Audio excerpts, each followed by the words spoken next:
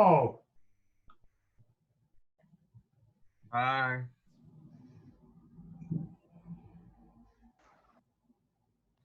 Nice going, Nate. You missed all of Spanish class. Didn't get an email. Like, and we had no homework due, so I thought it was just like we didn't have any class. And I texted you and you didn't respond, so I thought you were still sleeping because we had no class. Just because I don't pick up my phone in class doesn't mean that we don't have class.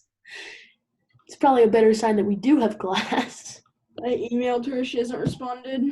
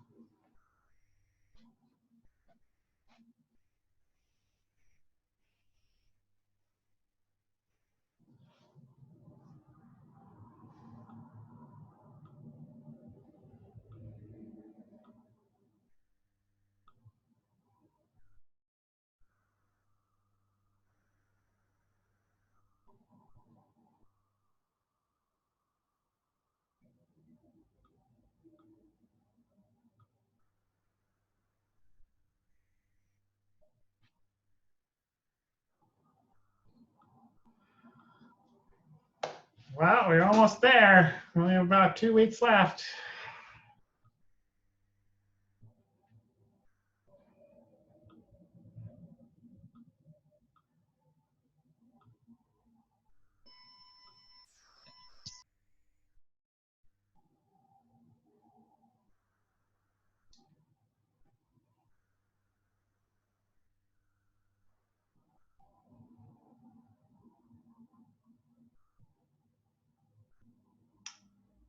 Let's see. I don't know if Alan or Daniel are going to show up, and Peter usually shows up, but I don't know where he is today. I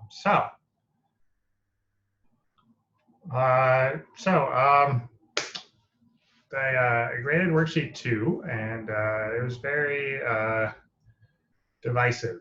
Some people clearly understood what was going on, and lots of other people definitely did not. So I'm going to go over worksheet 2 very briefly, and if you would like to fix up worksheet 2, I recommend that.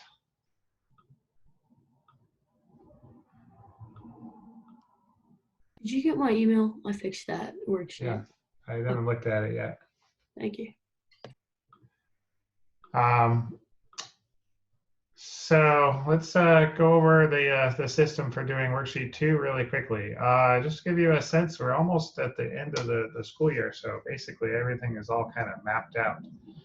Today we're going to go over worksheet 2. We're going to learn a couple little bits of new material, and then we're going to have a worksheet due on Thursday, and then I'm not going to have anything due on next week on whenever our first day of class is, which will be Monday, because that's when your Pass with Honors project is due.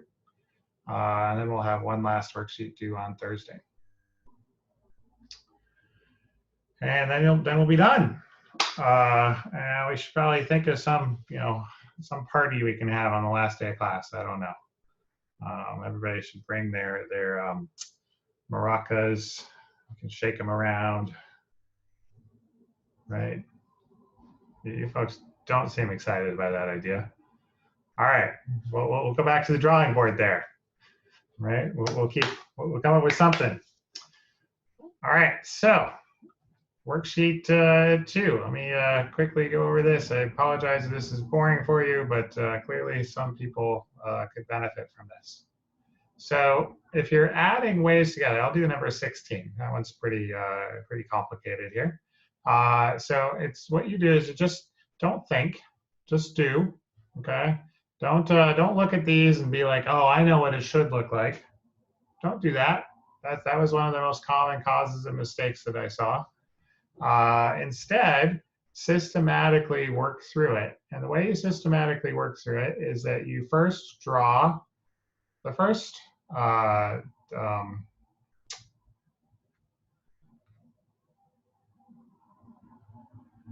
you systematically draw the first wave, right? And this wave is 1, 2, 3, 4 wide.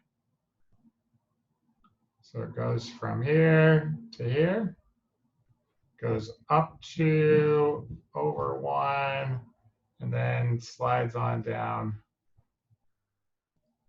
like that. Okay, then you draw the second wave. Now, I don't really care too much about the flat areas, but I guess just to be thorough, I should add those in. Then I draw the second wave, and that wave is 1, 2, 3, 4 wide. And it meets right here in the middle. Goes up 2, over 1, down 2, over 1, like this. Okay, then what you do is you take a third color. I'm going to use green. I'm going to use a slightly bigger pen color. What you do is you systematically go point by point. So I'm going to start off here at this point here to the left. And I'm going to add, here, I'll try to zoom in even more. I'm going to try to add those 2 points together. So the red wave is equal to 0. If this line right here is 0, then the red wave is equal to 0, and the blue wave is equal to 0 there. So the green wave is 0 plus 0, which is 0. Then I go to the next point over. The red wave is 0 there as 2, and the blue wave is 0. So that is 2. So that looks like that. Then I go over to this next point here. Now, for a really complicated wave like this, it may be a good idea to do half steps. So if I do a half step, this one's worth about 1/3, the blue one's worth about 1/3, and the red one is worth about 2/3, right? Or about 2. So 2 1/3 is there. And it goes all the way up to 2 1/2, because the blue one is worth 1/2 and the red one is worth 2. 2 plus 1/2 is 2. Goes up like that. Then I come into the next half step. Well, here they both seem to be worth about 1. So that seems to be going back down to 2. 1 plus 1 makes 2. So then I connect these 2 points. That seems to be what they're doing. Here in the middle, we've got about 1 and 0. 1 and 0 makes about 1. So it's coming down to here. And now I can start to see the pattern that's forming. Once you see the pattern, then it can get a little bit quicker. So here in the blue one, I have +2, or plus 1 1/2, and this red one is -1. 1 1/2 plus -1 is 1/2. So the green, the sum total is at 1/2. Okay, and then I have +2 and -2, so that's 0. And I have +2 and -2 that whole time, so that's 0. So the green is what it would look like when I add them together. And then I fill in the rest of the zeros, like this.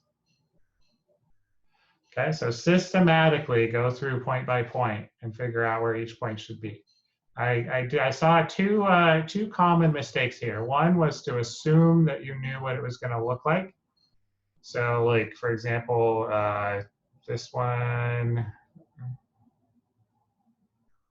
right here, it kind of looks like they're opposites of each other. And so several people just went straight across, 0. That's incorrect. Okay, if you systematically did it, you'd see why. All right, and the other common mistake that I saw was to take the average of the blue and the red. So like here's blue, red is 2 and blue is 1/2. So like put it like 1 1/4. That's incorrect as well. It's not the average, it's the sum. All right. So I would really highly recommend regrading that if you would like a decent grade on it. What I did is I circled all the ones that were incorrect. Okay, any more questions about this? No, quiet class today. All righty, so what we're going to do is, if we have time, I'll go over any questions on worksheet 3, but we have a lot of new material to cover, so I want to make sure that we get through everything, because you can always fix up worksheet 3 later after it's graded. So if you do have questions about worksheet 3, we will get to them later. What we are going to do now is we're going to come look at a fun animation.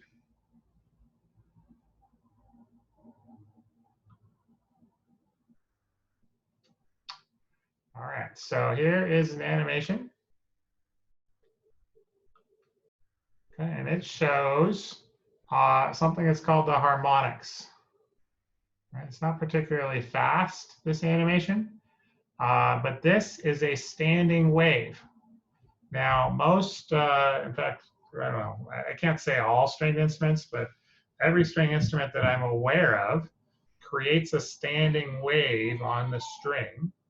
And then that standing wave vibrates air particles, and then you hear the air particles vibrating. So this is how a stringed instrument works. Right? It creates a standing wave, and the standing wave pattern might look like this. Okay. This is called the second harmonic because it's the second most nodes that might be possible on this string. This right here is the simplest standing wave possible. It's called the first harmonic. Right? Because it is the simplest standing wave possible. And then you could imagine also having a node there in the middle. So right here, there are 2 nodes. There's a node on the left side and a node on the right side. Okay. Now, you could imagine having 2 nodes. So having 2 nodes would be the second harmonic. And then having 3 nodes would be the third harmonic. 4 nodes is the fourth harmonic. Or sorry, 5 nodes is the fourth harmonic. And 6 nodes, 1, 2, 3, 4, 5, 6 nodes is the fifth harmonic. So the number of the antinodes tells you the number of the harmonic. If I count antinodes here, I hope you can see my mouse. 1, 2, 3, 4, 5 antinodes. Okay, so the number of the antinodes tells you the number of the harmonic. I finally found the slow button. That looks a lot better. All right, so I'm going to ask you something a little bit tricky, but you have all the tools that you need to figure this out. All right, so this is puzzle time. Okay. So let's look again at the first harmonic. Okay. So here's the first harmonic. Now, let's say that I give you the, oh, here, let me put this, right there. I should put this link into the class notebook here. Just going to add it to the bottom of notes 3. Hold on a second.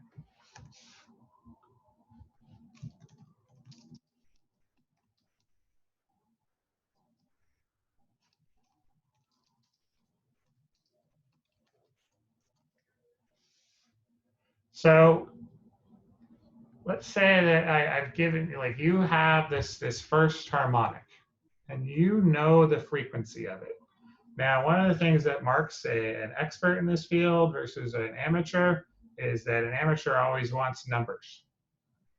Okay, and an expert will be like, yeah, doesn't really matter what the numbers are. I just want to find the relationship. So I'm just going to call this F1 for the frequency of the first harmonic.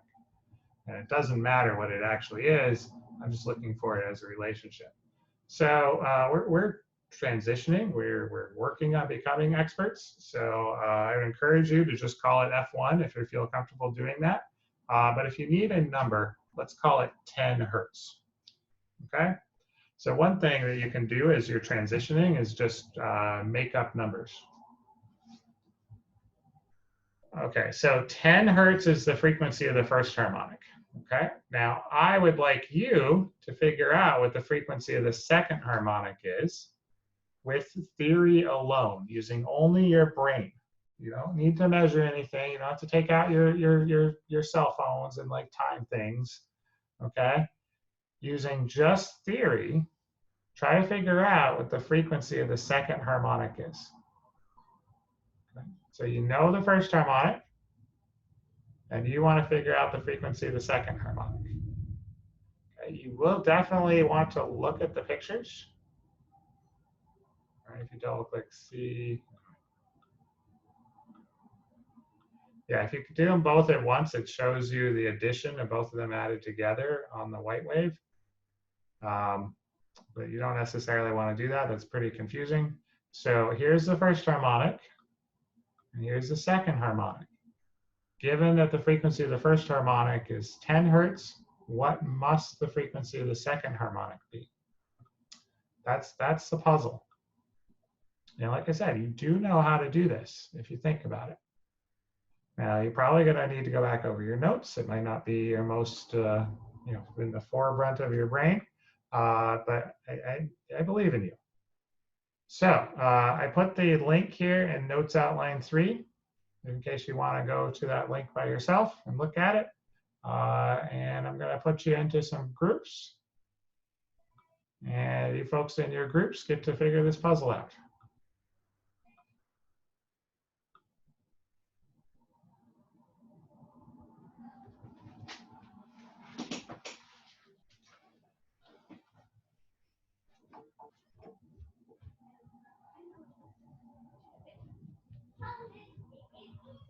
You know what we're doing, Connor?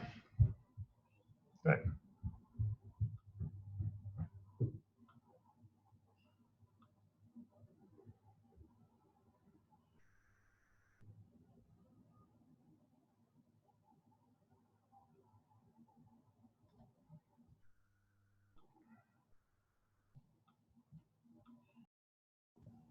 Guys, I'm having tech issues. What are we doing? I'm sorry, I missed the last like 5 minutes.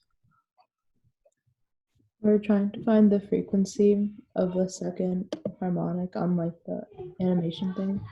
What animation? I've been gone for like 5 days. The links in the end of the notes Alright. outline 3 and All right, thank you.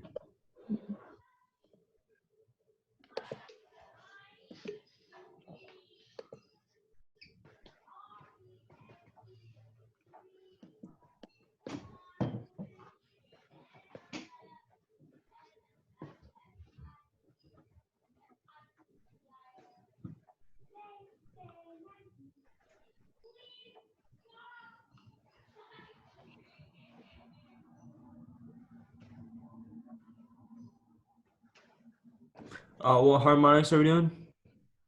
We have to find the second one. Like its frequency. What? Oh, like which one?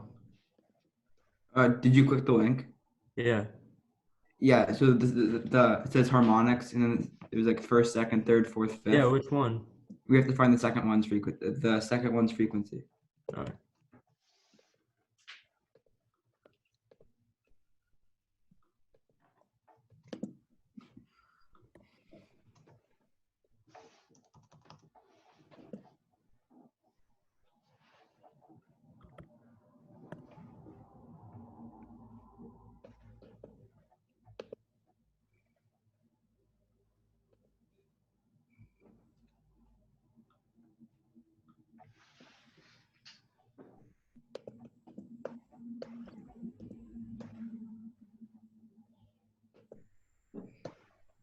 What sort of ideas do you have?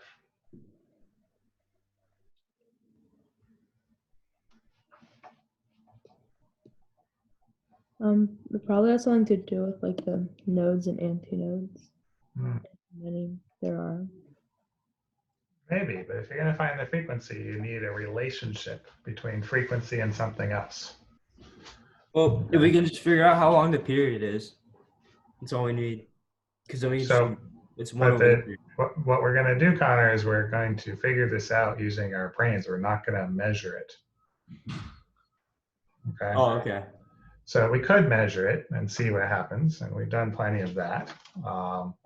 But it's now possible for us to use what we know to predict what's going to happen to the frequency without measuring.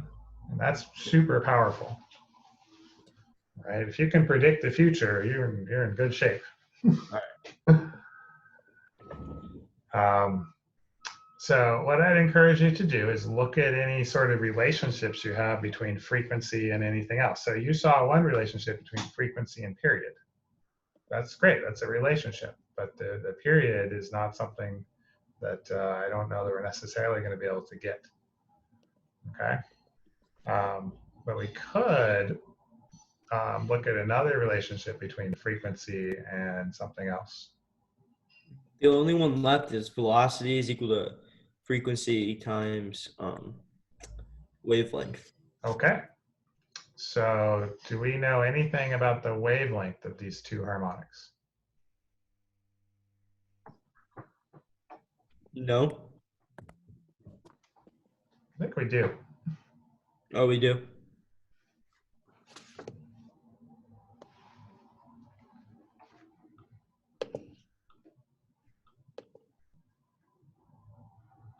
If I look at the animation, so this is let's do the first harmonic.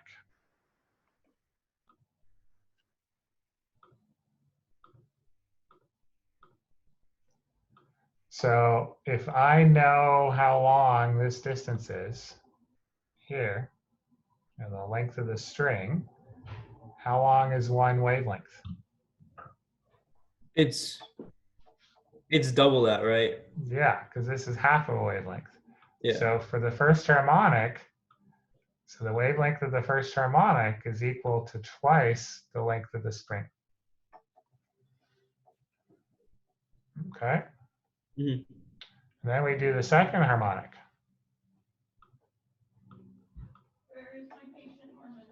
What's the wavelength of the second harmonic equal to? Oh, just the length. Just the length of the string. Mhm.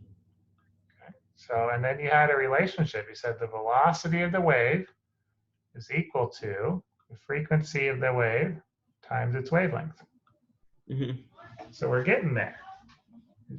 I feel like we're almost there. We just got to put something together here. We got to relate the first frequency and the second frequency and the first wavelength and the second wavelength all together somehow. Are velocity all the same? Ah, why do you say that, Jamie? I'm just asking if they're all the same because if it's different, the equation won't work. Well, are they all the same? Yeah. How do we know that? Because they're on the same, like, fixed ends. Okay, why does that make them have the same velocity? I don't know. Well, we've discussed several times what affects the velocity of a wave. The medium. The medium. Has the medium changed at all? No. So therefore, they must have the same velocity. Okay, so now we know they have the same velocity. So the velocity of one is equal to the velocity of two. And so we can write out a nice little equation.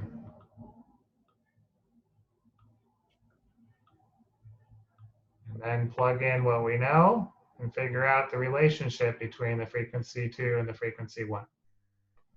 So let you folks do that. I'm going to head off to some other groups. That's all it takes.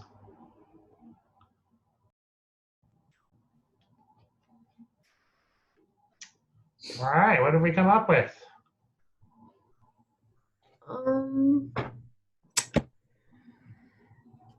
We're all still very confused.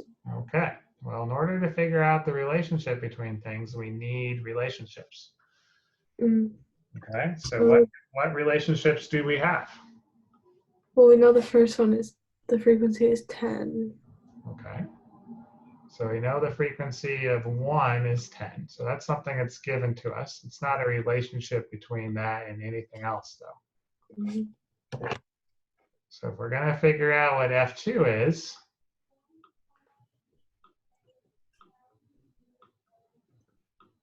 we're going to have to figure out some relationships.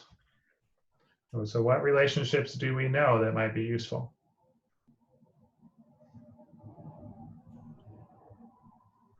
Is it the same like time period? Or does that? I don't know. That's not really a relationship. That's an observation. Oh. So what is frequency related to, and how is it related to those things?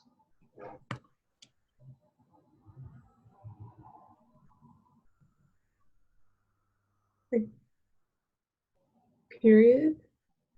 Okay, so frequency is related to period. Frequency is 1 over the period. That's true. We're not going to be able to figure out the period too easily, so that's going to be a dead end. But that's a good observation. So what else is frequency related to?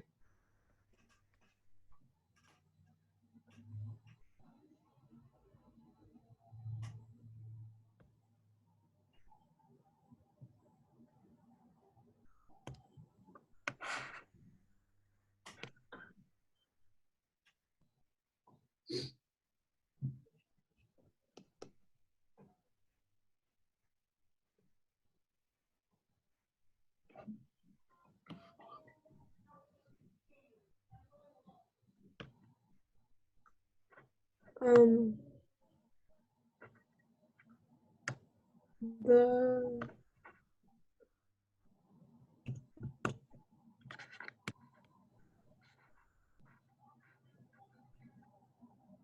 velocity is equal to frequency times wavelength. Okay.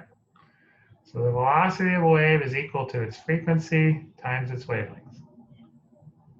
Okay. And now how is the velocity of the first harmonic going to compare to the velocity of the second harmonic?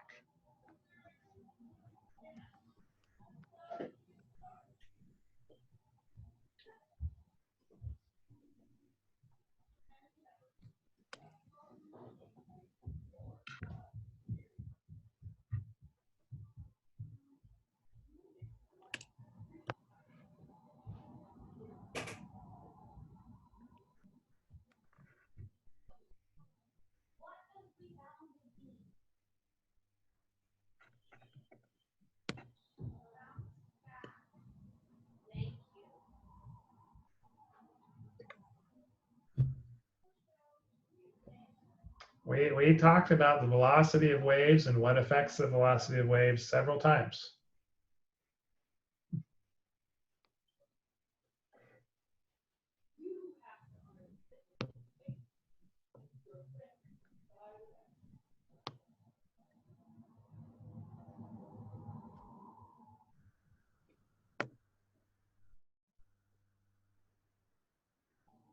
Okay, I'm gonna head back to the whole main class together.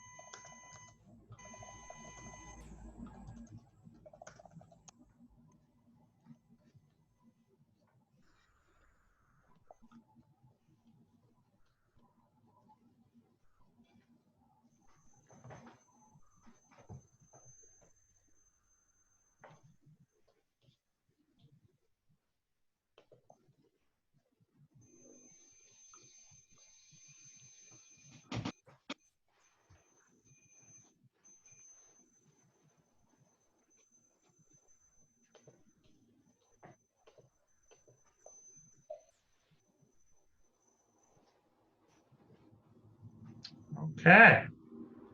Well, that was interesting. I thought it was a fun puzzle because it's very similar to the kinds of problems that you will see in higher level science classes. Okay. Because it's conceptually difficult to figure and put all the pieces together. But you can do it, and what you do is you look for relationships. Okay. So several of you started to notice that there is a relationship between frequency and wavelength and velocity. But then you also have to remember and know a lot to be successful in science classes. Almost everything that's mentioned is helpful at some point, and so that all has to kind of be in your head. Okay. And a key point to remember here is that velocity is only affected by the medium that the wave is traveling through. And so the velocity of all of these harmonics is going to be the same. So with that knowledge and the relationship between frequency and wavelength, and then carefully studying the wavelengths, you can set up some relationships and figure out what the answer is. I'll let you folks do that. It is an excellent extension if you are interested in pushing yourself and trying to get better at these kind of things. So next thing we're going to discuss is the color of different colors of light. Okay, so I have a picture of a Bunsen burner here. All right, and I wish I could zoom in. I can. Oh yeah, I can. Bunsen burner is, you can make Bunsen burners different colors if you've ever worked with them before. All right, and this orange Bunsen burner has a temperature of about 300 degrees Celsius. Okay, and then the blue flame has a temperature of about 500 degrees Celsius. And then if you look at this, the people on this website call it a roaring blue flame. But if I look at it really closely, I think it's tinged violet. You see that? So that's more of a violet flame. So we got orange at 300 degrees Celsius, blue at 500 degrees Celsius, and violet at 700 degrees Celsius. Okay, so this suggests that which color is the highest energy of flame? Blue flame or violet? The violet flame, right? Blue flame is in the middle, and the red or orange flame, the yellowish flame, is the lowest energy that we see here. Okay, is the smallest temperature. Okay, and this sort of suggests that different colors of light have different amounts of energy in them. Right, we all know that light carries energy around, or we wouldn't get sunburned and your house wouldn't get warmed up when it was in the sunshine. Okay, so light carries energy around. It seems like that the violet color has a bigger temperature and therefore more energy. Right. So I made a new notes page for us. Okay, notes 4. Okay, and we should start talking about the colors of light. It seems that orange has less energy than blue, which has less energy than violet from looking at the temperature of various flames. Okay, so that's our first observation. And then we'd like to discuss, what is light? Okay, so what is light? Anybody have any thoughts about that? Henry, you're usually willing to share. Willing to share what I think about this? Yeah, what's light? What's light? Oh, Yeah. shoot. I don't know. It's like energy particles traveling through and. Okay, I mean that's a perfectly fine answer. You think that there must be energy traveling around with it, right? and there's little bits of light traveling around. Okay, fair enough. Okay, so I have a video that is made by a prominent science YouTuber called Veritasium, which I enjoy. He usually makes very good videos. And this sort of gets into what light is, and I thought we would look at that.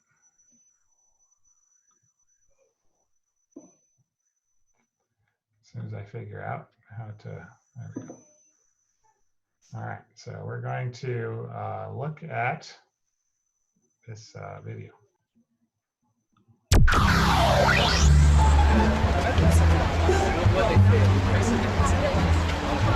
What is light? What is light? What is light? That's a good question, isn't it? What is light? Isn't it an element?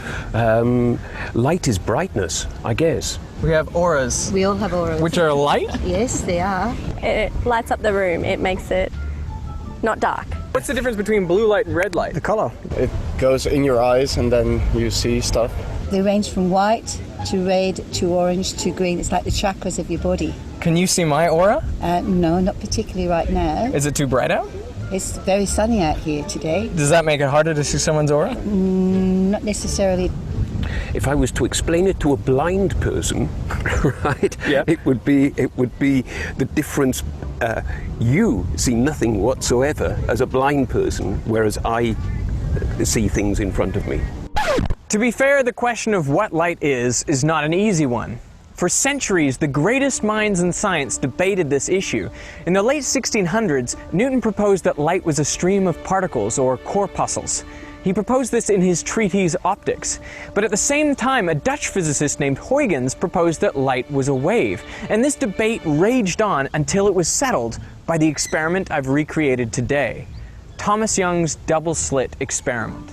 To make sure I got the experiment right, I went to the original source. With the help of Brady Heron, I managed to get into the vault underneath the Royal Society in London. There I found Thomas Young's handwritten notes from 1803. I brought into the sunbeam a slip of a card, about 1/30th of an inch in breadth, and observed its shadow, either on the wall or on other cards held at different distances, besides the fringes of colors on each side of the shadow. The shadow itself was divided by similar parallel fringes of smaller dimensions. Wow. This is an experiment so simple that you could make it at home, and yet so fiddly that I have never seen it before done with sunlight. I was thinking about doing it in a box, like a fridge box. And you could take it out on the street. Taking it out on the street. Could I possibly interview you guys for about a minute? We're doing a science experiment. What I have here is an empty box. And this is a little eyepiece where we can look in, and this is a hole. And I'm gonna place this slide above that hole. And if you look closely, you'll see that there's two openings. Very narrow openings side by side. It's a double slit. Now before we have a look, we need to tilt it towards the sun a little bit. So we want the sun to hit this double slit directly. What are we going to see on the bottom of the box? The obvious thing you think you're going to see is you're going to see two lines. Two lines on the bottom of the box. And two bright bands. Two little lines. Yeah. I think it'll be one line instead of two. I could expect to see the whole box lit up. It'll probably be a kaleidoscope of some sort. A bunch of colors. Probably, yeah. Rainbow, different colors. There, have a look. You expected to see kind of one line. Is that what you see? No. I see dots. How many? It's one circle. Well, there's one in the middle strongest, two either side. The two on the outside are multicolored, and the one in the middle is just white. And kind of a rainbow? The rainbow of color as well. Quite a few colors and lots of little dots. Like there are more dots appearing. I think I can even see more dots spreading along. Yeah, that's amazing. Yeah, I can see tons of dots now. Not tons, but I can see dots spreading across that way. Either side. Yeah, definitely. Isn't that amazing? Yeah, that's incredible. And that's just nothing else apart from two slits. Two slits. I can't. That's incredible. But all we're doing is we're putting a light through two very narrow slits side by side. So how does this make any sense? There's some kind of principle involved now that the average person is not familiar with.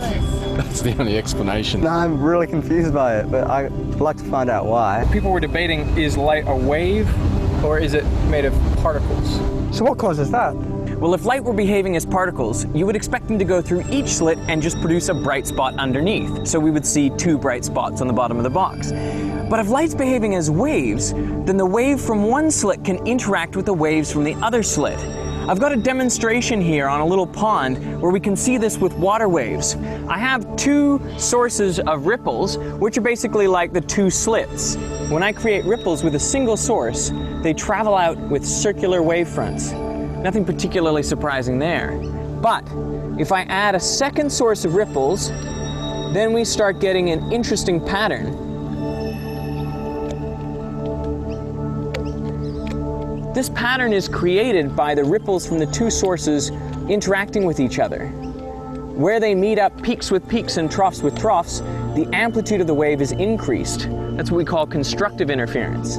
But if the peak from one wave meets up with the trough from the other, then we get destructive interference and there's basically no wave there. And this is exactly what was happening with the light. When the light from one slit met up peaks with peaks and troughs with troughs, they constructively interfered and produced a bright spot. But if the trough from the wave from one slit met up with the peak of the wave from the other slit, they would destructively interfere and you wouldn't see any light there. It's light canceling itself out. It's basically the same as like having 2 drops of water fall in a swimming pool. That's right. Exactly the same and then pattern. they go and overlap. As this ripple overlaps with those ripples, down the bottom, you get a series of, you get like a bright spot, and then a dark spot, and then a bright spot, then a dark spot, then a bright spot. Now there's a slight complication, which is that sunlight is composed of many different colors, and they have different wavelengths. So obviously they're going to meet up at slightly different points. And that's what caused the rainbowing effects as we go further from the central maximum. So you saw the ones to the right were slightly colored. Yeah, that's because the reds are going to meet up at different places than the blues. And that's all that makes the colour differences, is different wavelengths. Exactly. That's amazing. So the difference between red and blue, that red bin over there and the green part is just, I'm seeing that and it's just different wavelengths. And that's how we bring in all these beautiful colours all around us. Exactly.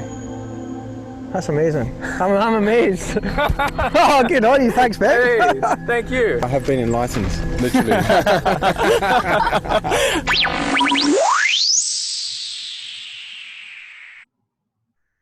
Okay. So, Henry's in really good company there when he says that light is energy-filled particles. No one less of a stature than Newton also said the same thing, basically. But this famous experiment really showed that light behaves like a wave. The story doesn't really end there. Light definitely is a wave and it interferes with itself. And that is very, very true. But a few years after Huygens, many years later, they did something called the photoelectric effect, and that was really puzzling. And Einstein explained the photoelectric effect by coming back to the idea that light was a particle. And so light is both a wave and a particle at the same time. They're not exclusive. It turns out that everything is both a wave and a particle, including you, which is pretty cool. So that's all very much more in the future of your studies. But Einstein got his Nobel Prize for saying that. Not some of the more famous things that he's famous for, like E equals MC squared or relativity. Those were all overlooked by the Nobel Prize Committee. And explaining the photoelectric effect was what he got the Nobel Prize for. So, light is a wave, as we can see when we put it through 2 slits. And we see that interference pattern. We now know what constructive and destructive interference stands for. And that is what light is. Now, another thing that they talked about in the video was that you have different colors of light. So light is a wave, And we know this is true because it interferes with itself, just like a wave does. Okay, that's the double slit experiment. All right, and then we also know that different colors of light have different wavelengths. Now, if the speed of light is the same everywhere, then the different wavelengths will mean that it has different frequencies, because the velocity of something is equal to its frequency times its wavelength, the velocity of a wave. And so it would be helpful to kind of know the medium that light travels through, and that medium is electric fields. Right, so we talked a little bit about gravitational fields surrounding the Earth, and we talked about the strength of the gravitational field. So you're somewhat familiar with that concept. To learn more, you're going to have to take more physics classes. But the medium that light travels through is electric and magnetic fields. I say and magnetic in parentheses because one of my pet peeves about physics teaching is that they teach magnetism and electricity as like different things. In reality, they're the same thing, but they behave very differently. I understand why they do so. It definitely helps the mathematics quite a bit, but fundamentally, they both come from that same force, where electricity, where a positive charge and a positive charge repel each other, and a positive charge and a negative charge are attracted to each other. That fundamental force causes both electrical fields and magnetic fields. So light travels through these fields. So that's what light is it's a variation in the strength of these fields. Okay, so the medium, so that medium is always the same. So through a vacuum, and that's where you have nothing else besides these fields, the speed of light is pretty fast, okay? It is 3 times 10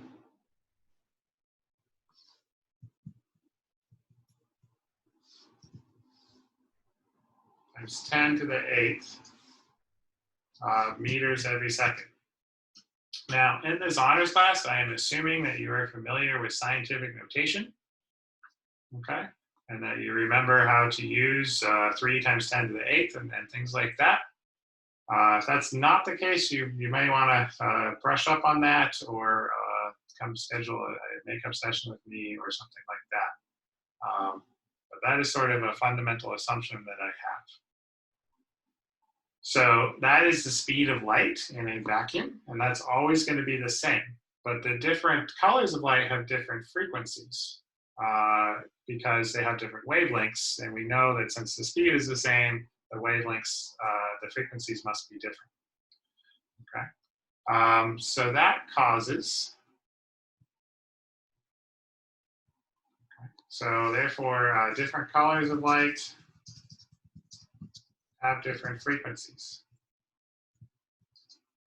So red has a color, has a frequency. It's about 4.8. Always does that. It breaks out of the equation whenever I do the time. It's so annoying. 10 to the 14th.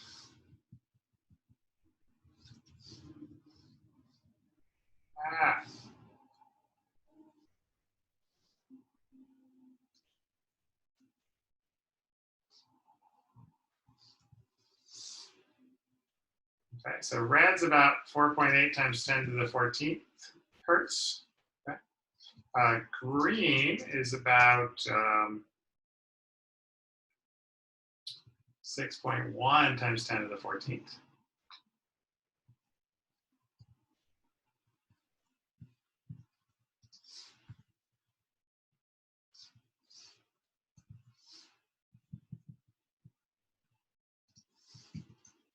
And blue is about 6.7. So these are very, very quick back and forth movements.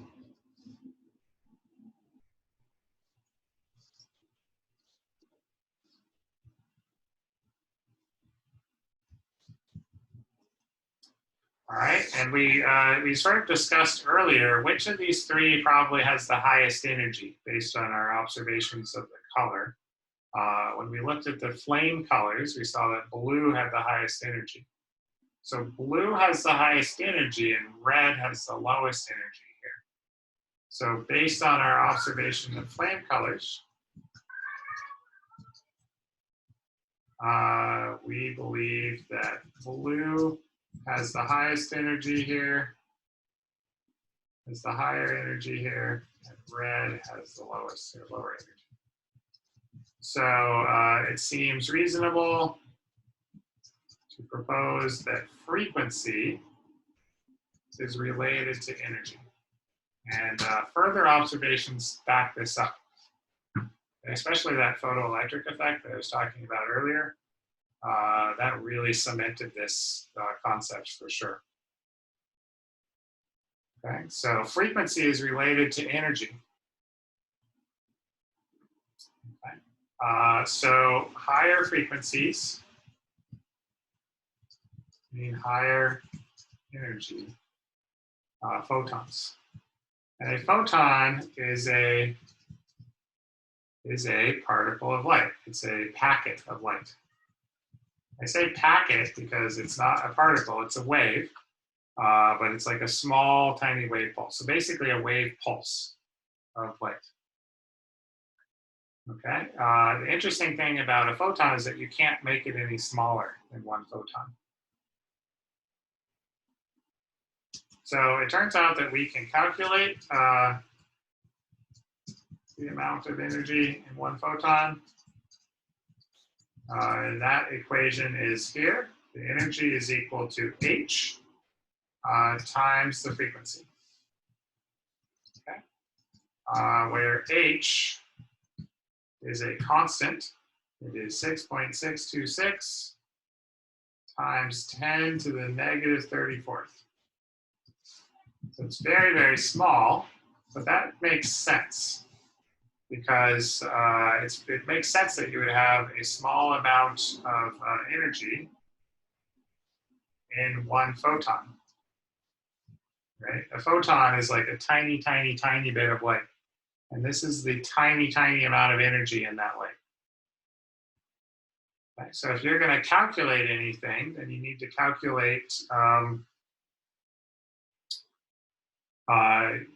if you wanted to calculate the amount of energy in one photon, then you could do that. So like a red photon, you can take this frequency of 4.8 times 10 to the 14th and multiply it by 6.626 times 10 to the negative 34th, and that'll give you the amount of energy in one photon.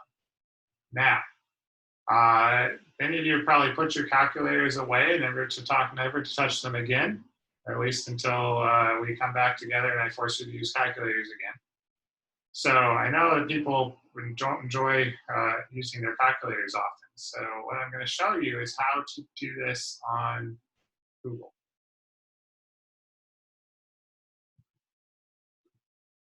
So if you're going to calculate, I need to see the numbers, okay, sorry. If you're going to calculate something, you can just put it into your search bar, right? So if I wanted to calculate the energy of a red photon, I could go 4.8 times 10 to the 14th, all right? Now, you don't necessarily want to do 10 to the 14th, okay? What you can do is you can do a capital E. And that means, or lowercase e also works. I don't think Google cares which, whether it's lowercase or uppercase. And then you do 14. So this right here is computer code, computer language for the number 4.8. And the E means times 10 to, and then the 14th. So this is 4.8 times 10 to the 14th in computer code, computer language. And then I can do times 6.626 times 10 to the negative 34th, right? Yeah. times 10 to the negative 34th. And then I just hit enter, and it tells me the answer, 3.18 times 10 to the 19th. And notice how it does its answer with an E as well. Because it's a computer, it talks in computer code. Now, what I will caution you is that just like I require you to write units and all of your answers, you are communicating to a human being, not a computer. So when you write your answers on your homework or elsewhere, an E is unacceptable. Okay, I expect answers in regular person numbers and not computer numbers. Okay, just like I wouldn't let you write your answer in binary either. That'd be pretty cool if you do that. Okay, questions? Folks have been really quiet today. I get it, probably you're bored. Yeah, I mean, not you're bored, you're tired of this. Yes, Ada. So would that mean it's negative to the negative 19th? Or Exactly, yep, to the negative 19th. So this means 3.18 times 10 to the negative 19th. Okay. Yeah, and then I always love looking through the other things that come up when you do this. Like, just the random links to just really weird stuff.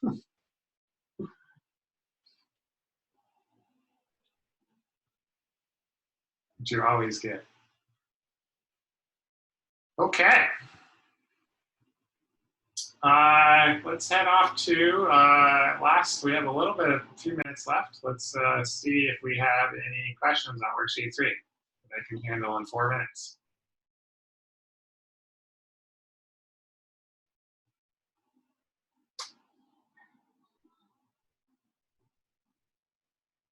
I'll tell you what, I will hang out here. If you have any questions, you can certainly ask them. Other than that, I'll see you folks on Thursday. Thank you. Thank you very much.